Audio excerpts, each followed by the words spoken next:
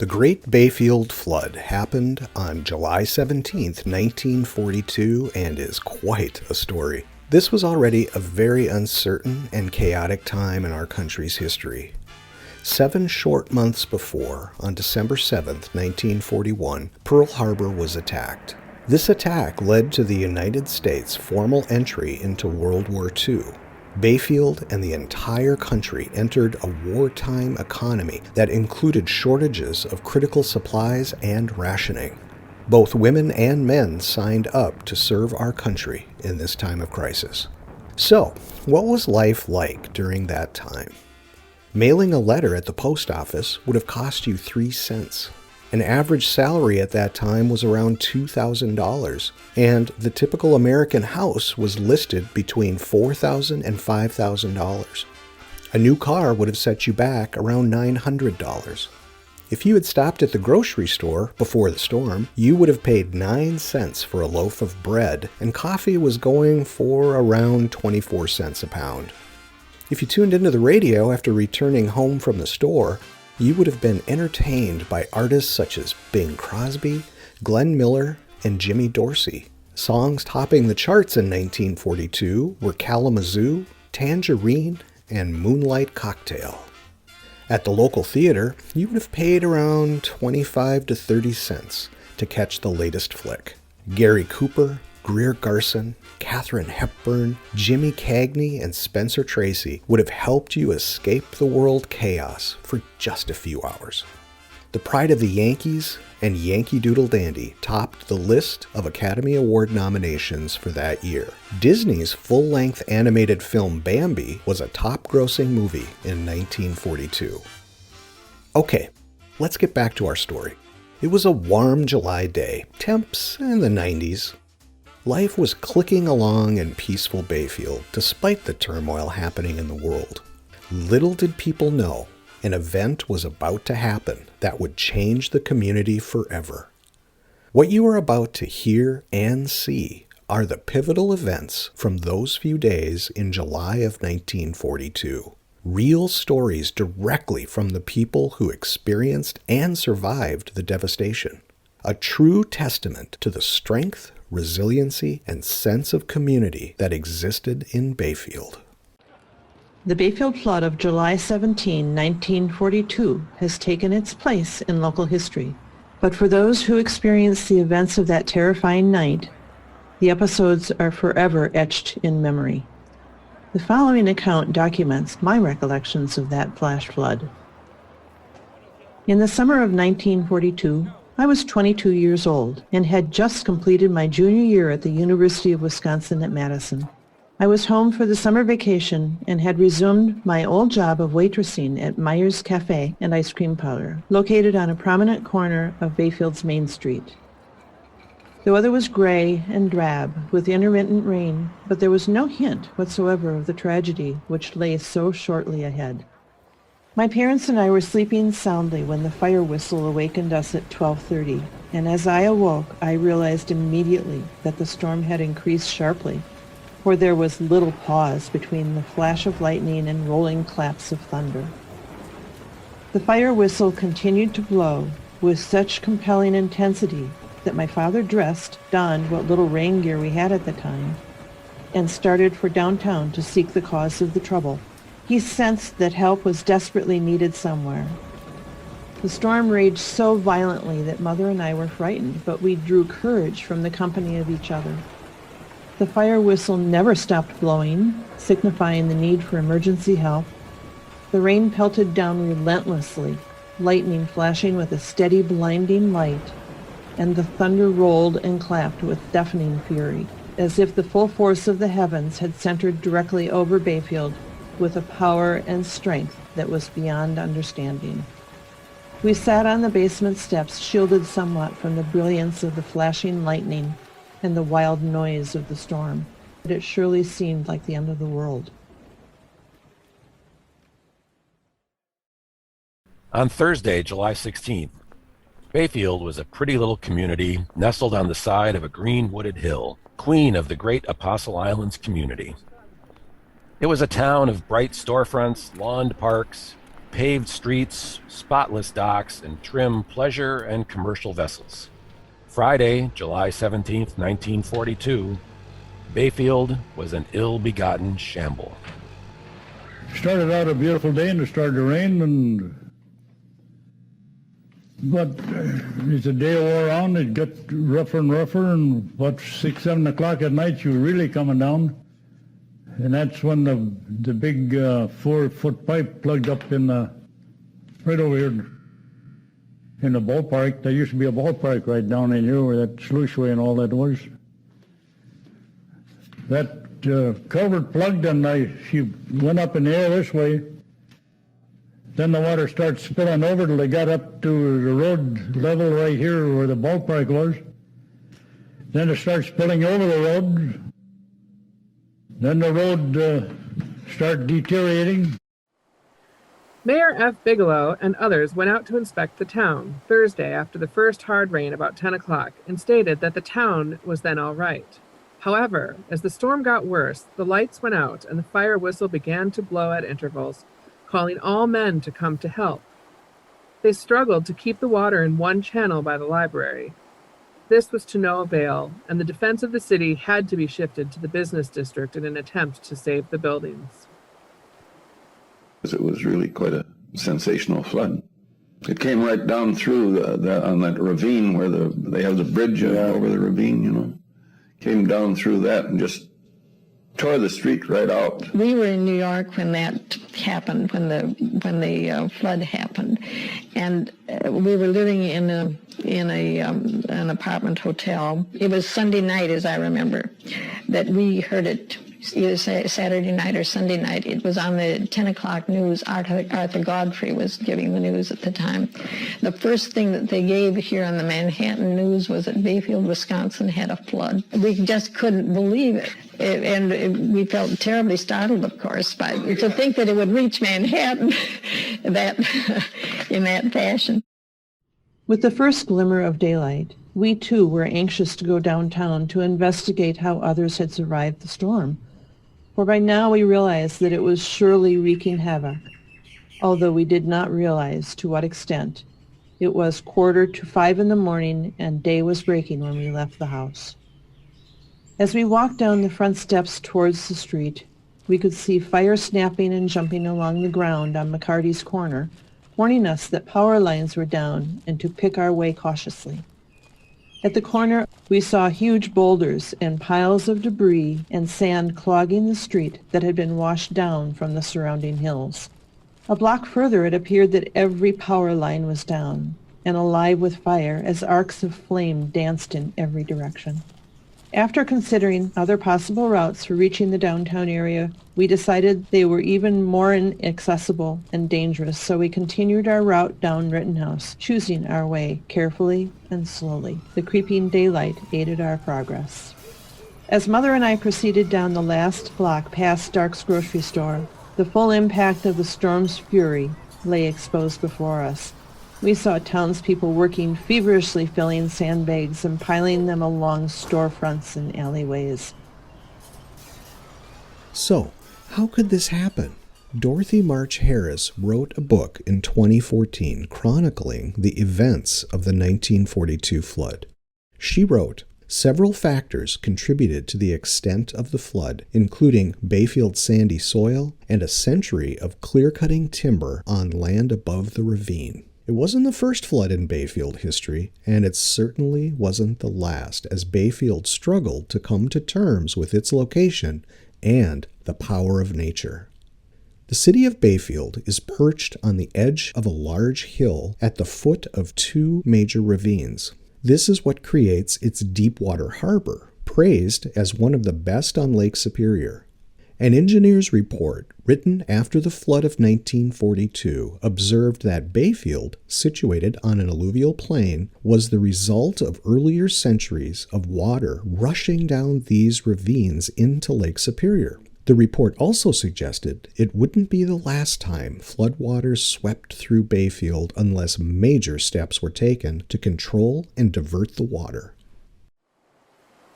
Down off the top of the hill, during a cloudburst early Thursday morning, came a new river. cutting a new path to the Chequamegon Bay.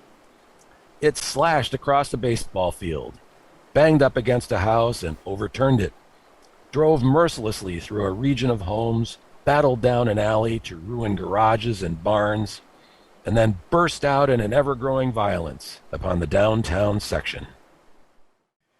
A main course of the flood through Bayfield was down an alley.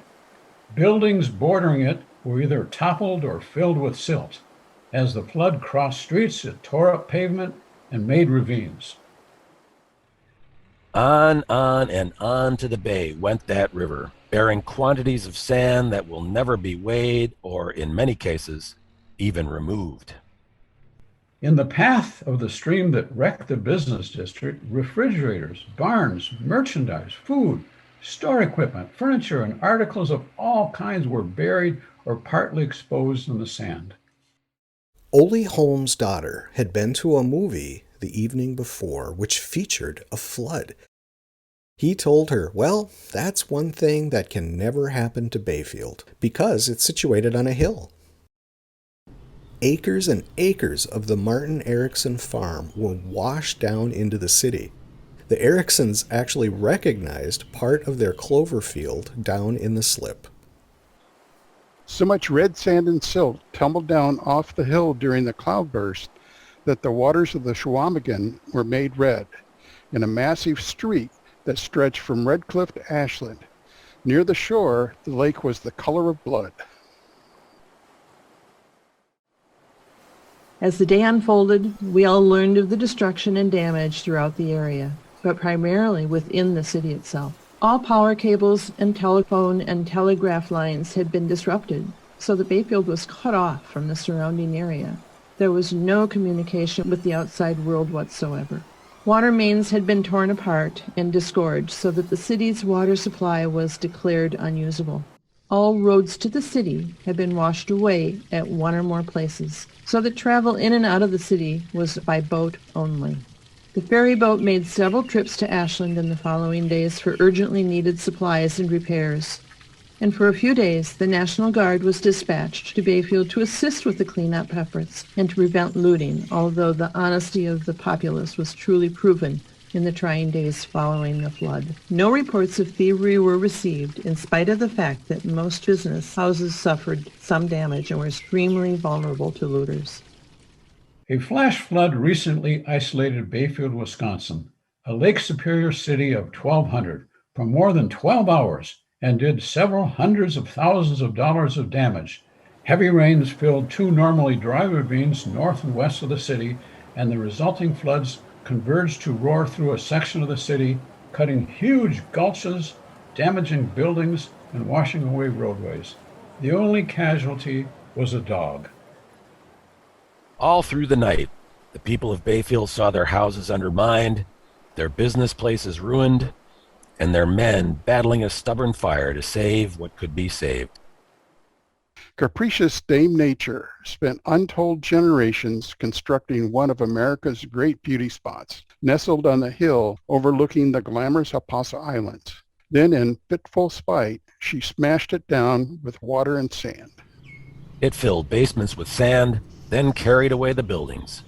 It plastered the community's waterfront with mud and muck, garden truck and motor oil, freshly cut timber, and slashes of buildings torn off a mile away. Directly across the alley from the Turnquist building stood the Blue Ox Tavern, owned by Gus Brown. A sizable cement block building, it too stubbornly resisted the swirling floodwaters. But as large boulders and heavy debris continued their relentless buffeting of the outer wall, the building collapsed quickly and noiselessly like a house of straw. Workmen who were filling sandbags to help channel the water reported that in the noise and fury of the storm they scarcely heard the building crumble. 1 minute they saw it, and when they looked again, it was gone. Next to the Blue Ox Tavern was a small wood building where Anton Lindquist operated a shoe repair shop. This building remained standing, but the contents were a total loss as muddy water and sand buried the shoe repair machinery and supplies.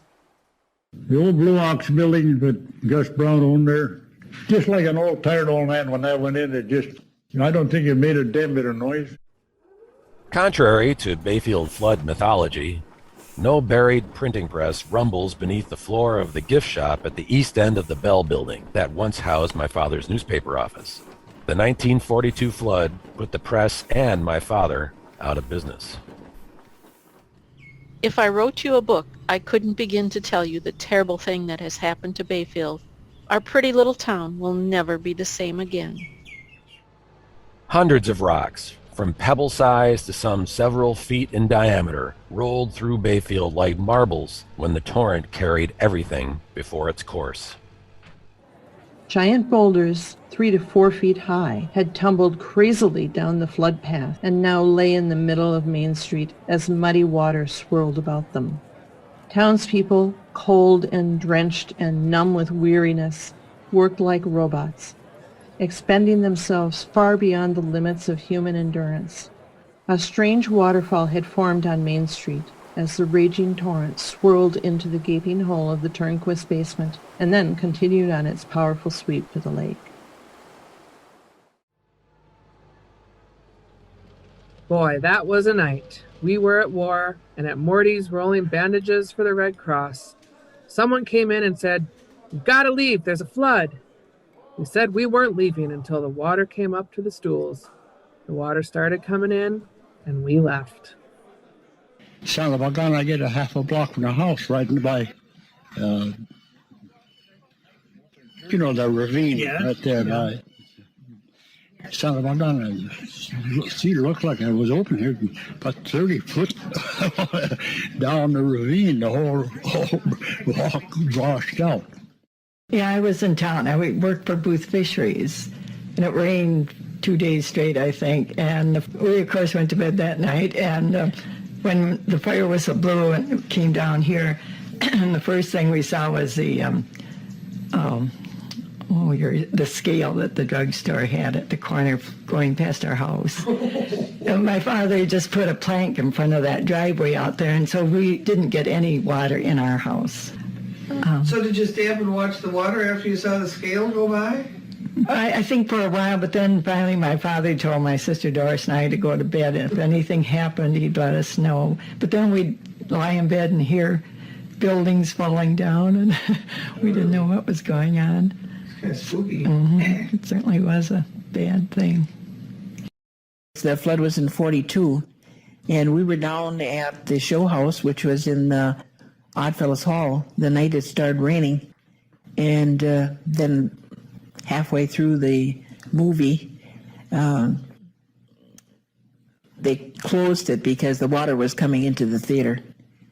But at that time, 2 of our boats were in the pier by Bodine's Fishery, and when the sand came down the next morning, they were high and dry in sand.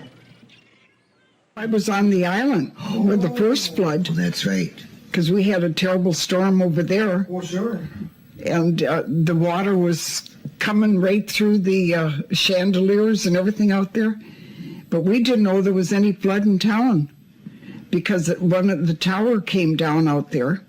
And when we came to town, we couldn't get off of the boat because it was all flooded there. We had to go around. We got our groceries and went right back out. But it didn't hurt our place, up on the hill. It was all downtown. But they said we better go back because they were afraid of typhoid and you'd have to have shots and stuff, so we went back out. Every resident in town had to receive an injection. My distinct memory is of a large young gentleman who had been deputized and was riding a horse as his transportation. He fainted right after his shot. Needless to say, he was embarrassed when he realized what had happened to him. There was high drama all over town. The large Turnquist building, housing Johnson's food shop and the Bruner drugstore, had caught fire and burned after one wall collapsed under the tide of rushing water. The building was completely leveled. All that remained was a smoldering mass of rubble with one wall still standing, precariously tilted, as if making one last gallant effort to withstand the sweeping onslaught of the floodwaters. This large brick 2-story structure had been a focal point of Bayfield's business district for half a century and was perhaps the greatest single loss to the area. Besides the Bruner drugstore and the Johnson food shop, the building also housed the law office of Lawrence Blanchard, a beauty parlor owned by Beulah Carlson, and living quarters for the Ed Bruner, Norman Johnson, and Grover Boutin families. The only casualty of the entire flood was the Bruners' pet dog when this building collapsed and burned. So anyway, I'm standing over there right where Nelson's store is now with Hermie Sense. I said to Hermie, you see what I see? He says, I see what you see. The fire just started to burn in the old Turnquist building, see?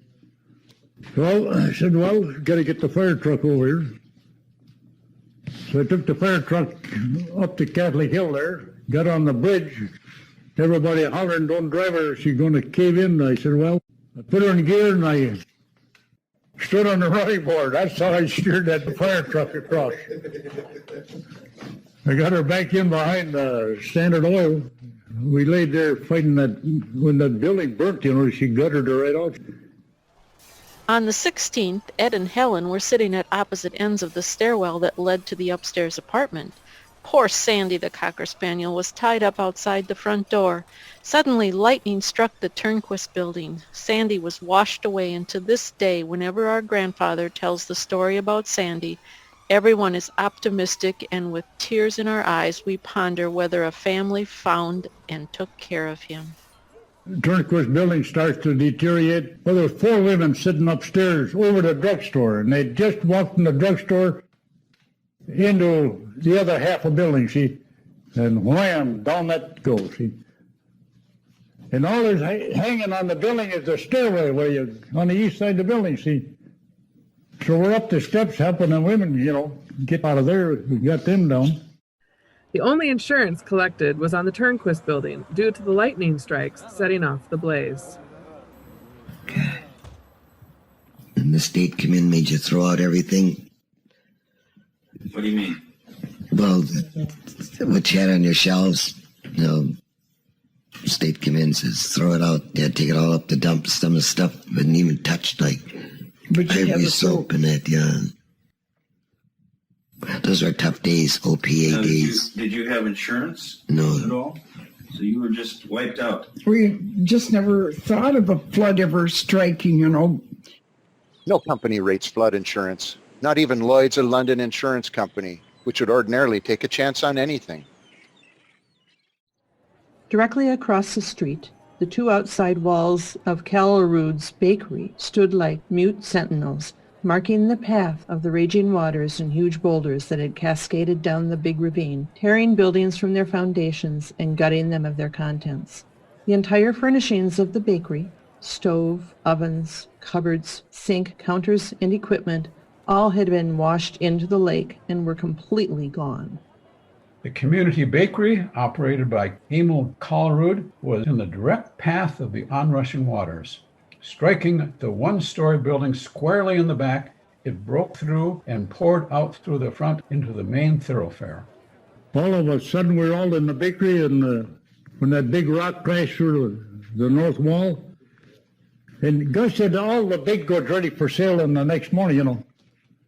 And boy, when that rock hit, took that wall, the ovens, the whole works, and it went right straight through the building. And I and Gus Weber just got out of the door and away she went. Should have ate before that. We come into town, it was stormy, so, and the siren blowed. So they're taking the groceries out of the Bayfield flood right next to the Standard Oil. So I come out with 2 cases of canned goods, and the buyers had his truck there, was loading up the truck, you know, the groceries and stuff. There was the basement was starting to flood, you know. I come out the door, here comes the bakery oven, comes through the front window, you know. Dropped the 2 cases, get out of there, went home. For all of these buildings, the deluge had come so fast and with so little warning that all that was possible was to escape with one's life. The contents had either been swept away or burned in the carnage that followed. As the total devastation throughout the area was surveyed, perhaps the grimmest picture evolved at Greenwood Cemetery, where 40-some graves were washed out, and caskets, remains, and uprooted trees lay in a tangled mess in the bottom of the ravine all the way to the lake. Rough boxes, trees, and broken timbers were strewn about, while the exposed ends of more rough boxes and steel vaults protruded starkly from the ravaged bank. The crew of volunteers who worked at the cemetery had an especially difficult task, searching for and gathering bodies and attempting to identify as many as they possibly could. The day was a 10-year-old's delight, as if World War II had leapt from the movie newsreels onto Rittenhouse Avenue. Ghoulish news travels fast, and it wasn't long before Jack Stark and I ignored our mother's orders and hiked up for a look into the chasm that ate through the Protestant graveyard. We searched the abyss along Manypenny, past the Lutheran church, but saw nothing sinister except for a long white object that we decided was a leg bone. It really looked more like a tree root. Speaking of guards, it is doubtful if any other Northland community, regardless of the occasion, has ever had on duty as well as exhibition 3 special police women at one and the same time. Bayfield's special lady officers, employed chiefly on the cemetery road, not only looked nifty, but carried on a vexing job with a veteran's efficiency. Mrs. Mildred LaPointe, Miss Margaret Winbigler, and Eleanor Knight handled their billy clubs with dexterity. Someone has said that a policeman's billy is close akin to the old rolling pin, not only as to shape, but in its potentialities as well. The torrent spared nothing. It splashed across the cemetery and unearthed graves. It tossed caskets against banks of mud, completely demolishing others. We're standing there by Standard Oil, and Lena come down. She come walking down the street. I says, you overdrive, what's the matter? And she said the cemetery's washed out. I says, anything else? Can you tell me? Well, I went from there. I left everything downtown. I went up to the cemetery, see? And holy, you talk about a mess there. Oh, was it 7 days and 6 nights? That's the only time the state ever bought liquor for anybody, too. Well, they sent the health officer up. He said, you better, you got to have a little stimulant here, so. I remember bringing us a couple of jugs. Come Saturday, that's going to be the end of this deal. We've had them, they're all buried, and then they got 8 of these here that we can't identify yet, so I went down to the depot, and Bernie was there. I told Bernie, I said, Jesus, you got to dig 8 graves in a hurry here. He said, you run your backhoe up there. He loaded his backhoe up, run it through the old Blakely farm back in the woods, dug me a ditch here. So we took them 8 that couldn't identify, and we put them all in boxes, the unidentified ones. Jimmy Erickson, a 12-year-old in 1942, recalled seeing the caskets unearthed and some bodies exposed. He said he took off running back to the farm. Tony Kovakovich had to walk to his job at Sand Bay by the way of the cemetery due to the washouts. He was called to duty on recovery and reburial and remained working at the cemetery for the next 2 weeks. When morning came, the rains and fire had subsided, but across the center of town went that raging torrent of water, ever threatening and ever angry. The call went out to clean up. Volunteers pitched in to the heart-sick task of restoring order to the cemetery, forming emergency police and alarm systems to protect the citizenry, and to dig out whenever salvage was possible. The entire waterfront, particularly the old mill slip area, had been inundated and was now buried in 3 to 4 feet of sand and debris. The railroad tracks were completely covered, and all small buildings had been torn from their foundations and swept into the lake. The warehouse and bulk tanks of Haugen Oil Company had been torn loose, setting hundreds of quarts of motor oil and 50-gallon oil drums free and floating out into the bay. Many fishing boats moored in the slips were sitting high and dry or tipped awkwardly on their sides as the slips became clogged and filled with sand and trees and parts of buildings that had been carried down with torrents of water. The floodwaters poured into Lake Superior, mostly across the old mill yard, filling the boat slips with debris until most of the boats were surrounded with silt and stuck high and dry. This occurred especially in the slips at the foot of 2nd Street, Broad Street, and 3rd Street, affecting docks belonging to Associated Fur Farms, Halver Wrighton, and the Hadland Fish Company, all on the south side of the city. Docks on the east side were not extensively damaged. On Bayfield's picturesque waterfront, boats were high and dry in 10 feet of sand and debris that piled up along the shore.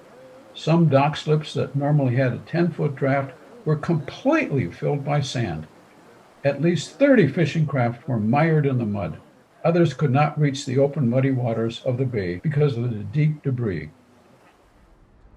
The Bayfield Railroad Depot was in the path of the waters and suffered severe damage, and the railroad yards were badly battered.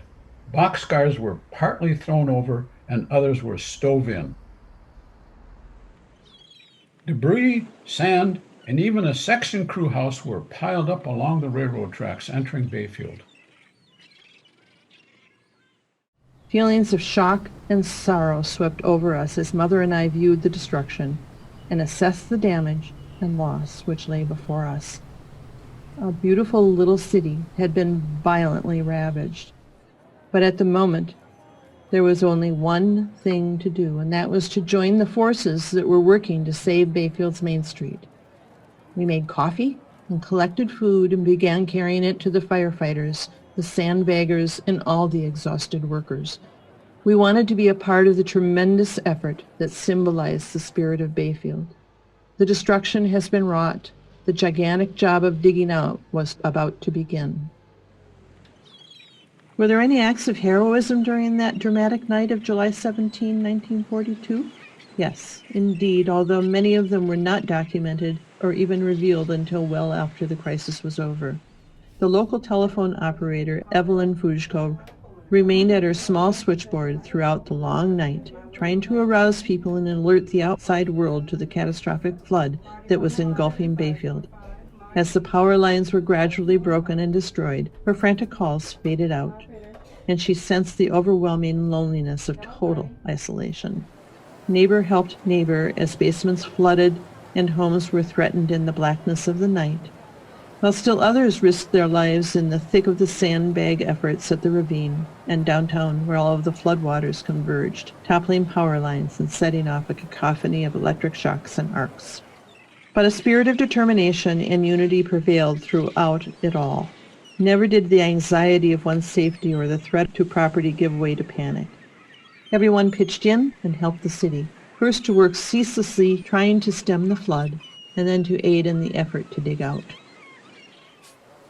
What is most amazing is the way Bayfield took it. Nobody went crazy and nobody quit. They dragged their weary feet and aching backs to spot after spot to help clean up the town or to comfort some neighbors. Friday noon, when the waters were confined to that devastating river down the middle of the city, Bayfield was doing its best to lead a normal life. Bayfield is baffled, but Bayfield is not beaten. Bayfield, slowly emerging from a terrific beating, is still a community of striving citizens, taking it on the chin and smiling despite the grim tragedy of water, fire, and mud encompassing her every street and roadway. You will find everywhere a spirit that resists all disaster of the present, the flood, the muck, the financial loss, the strain and stress of the immediate moment, and looks ahead to the future with confidence. Matching the experience of the businessman who found his safe securely locked and deeply embedded in the mountains of sand along the beach and decided that was the safest place for it for the moment was the experience of Ed Brunner, druggist, whose electric icebox fell from the 3rd floor of the collapsing building, was picked up by the floodwaters, carried toward the beach, and when finally rescued from the mud and hastily washed off, obliged by delivering a tray of ice cubes. While the washing off process was underway, Ed is reported to have opened the box, extracted several bottles of pop, and treated the volunteers assisting him. We also wish to acknowledge gratefully the authors of the Washburn Times and the Superior Telegram, whose managers, Paul Robinson and Chloe Gates phoned their offers of any assistance in that emergency. Such is the spirit that makes this newspaper game something more than just a business. Something you can't quite give a name to, but it's something that makes you want to go on, in spite of the hell and high water. You know what we mean, even though the words don't quite come. Every man not regularly employed should volunteer for work. Volunteers will be accepted for any number of days or hours. We must forget personal gain or wages for the time being. Everyone must help as he can in our own restoration. Bayfield is grateful beyond measure for the splendid help and cooperation her sister communities have rendered to date and will continue to render in the days ahead. But Bayfield is aware also that future rehabilitation is a problem that must be hers alone to solve, and Bayfield is not shirking that Herculean task before her. The cleanup operation was a long, slow process as the beleaguered city began removing the piles of sand and debris that clogged Main Street and the waterfront. The rubble from Johnson's food shop and the Bruner drug store smoldered for days, a constant reminder of the swift, devastating power and unrelenting fury of the floodwaters. Get any rain last night? It was mud everywhere. On the street, under the street, on people's clothes, on windows, pouring about, on lawns, on porches, on automobiles. You had to wade through it, slide on it, step in it. But we got through all right without any serious damage except muddy shoes. And brother, they're muddy. Bayfield now has a new uniform, overalls, hip boots, and shovels. The first task is to clean basements for the many that were flooded, even on the hills, and nearly all the store basements were filled with water. We had to get out and get bulldozers in here and we went down to Ironwood and Hurley to the mines and begged for piping and things to pipe down from the ravine here where most of the damage was from, and so the county chairman they were just wonderful those days. They came over and everybody helped Bayfield, believe me. As time passed, community leaders began studying flood prevention measures for Bayfield so that such a tragedy would never happen again. In the early 1950s, a dam was built at the mouth of the ravine with conduits and a sluiceway leading to the lake so that when heavy rains came down, causing flood conditions, there would be some control over the water. But the spirit of unity and community love which manifested itself during the hectic days of the Big Flood symbolized the lasting qualities which are an integral part of Bayfield. As Harriet indicated, Bayfield's experiences with flooding did not end after the events of July 1942. There would be 3 more floods in 1946, 1951, and 1953, with the accompanying residue of sand, muck, and mud. The city's 4th flood struck in 1953. The sirens wailed once again, men rushed for their raincoats, citizens feared the worst, and many ran through the rain to the big ravine. In but brief minutes, the big storm conduit was plugged, and the water rose rapidly behind the big fill built in late 1951 by the county following the flood that year. To the great relief of Bayfielders, a solution was found shortly after the Memorial Day flood of 1953.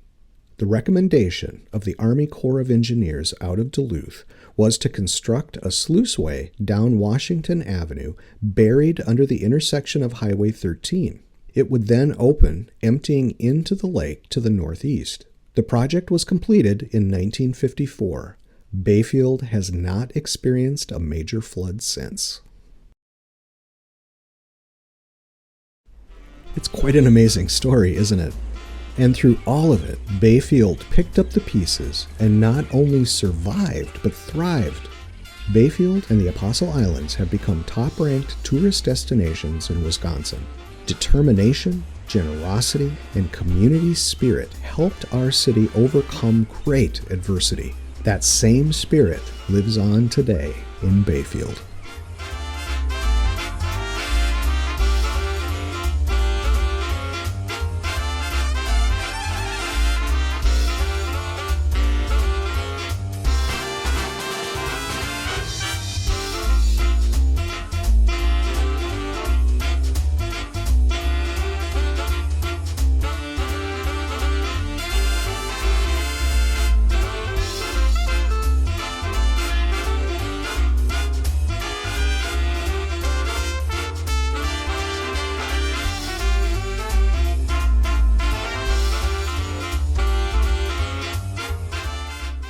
Funding for this program was provided by the Duluth Superior Area Community Foundation through their COVID-19 Northwest Wisconsin Response Fund.